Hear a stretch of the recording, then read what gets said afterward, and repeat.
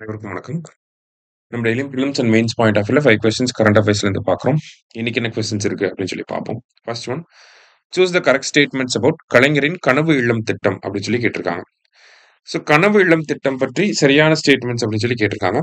First statement பார்த்தீங்கன்னா, it aims to build 8 lakh concrete houses for poor people in 6 years அப்படின்னு சொல்லி கொடுத்துருக்காங்க.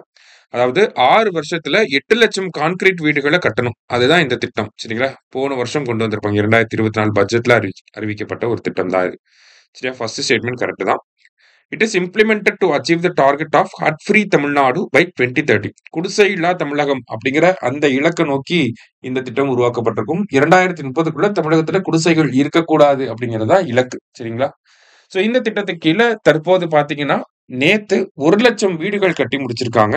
So அதற்கான விழா நடந்திருக்கும். சரியா? அந்த பின்னணியில நம்ம பார்க்குறோம். ஸோ போத் கரெக்ட் அப்படிங்கிறது கரெக்ட் ஆன்சர்.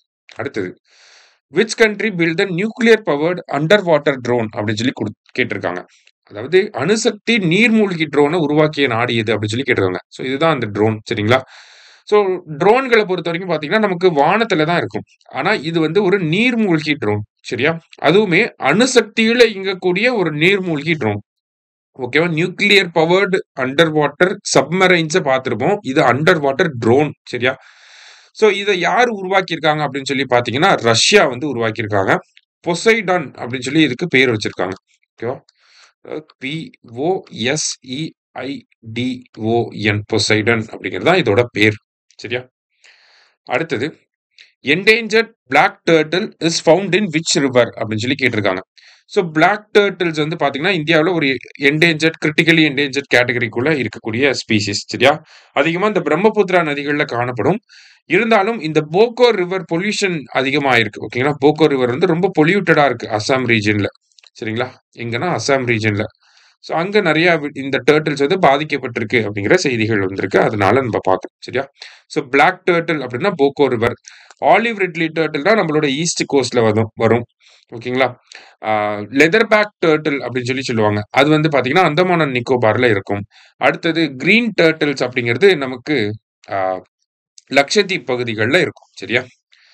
அடுத்தது, according to NITI Aayog, service sector contributes how many percentage of total employment அப்படின்னு சொல்லி கேட்டிருக்காங்க.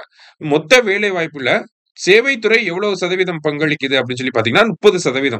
30% வந்து அவங்க வந்து 100% எம்ப்ளாய்மெண்ட் இருக்காங்க அப்படின்னா அது 30% வந்து சர்வீஸ் செக்டார்ல தான் வேலை செய்யறாங்க.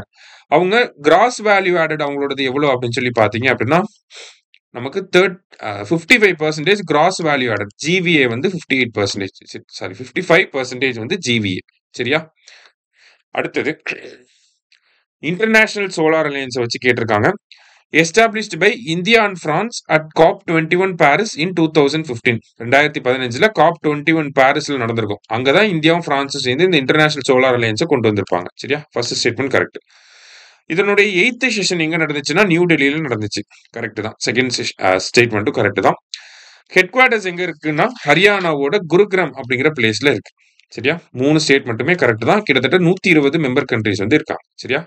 அனைத்தும் சரி அப்படிங்கிறது தான் சரியான விடை. இன்னைக்கு 5 கொஸ்டின்ஸ் பார்த்திருக்கோம். தேங்க்யூ. சுரேஷ் IAS அகாடமி, வெற்றியின் முகவரி.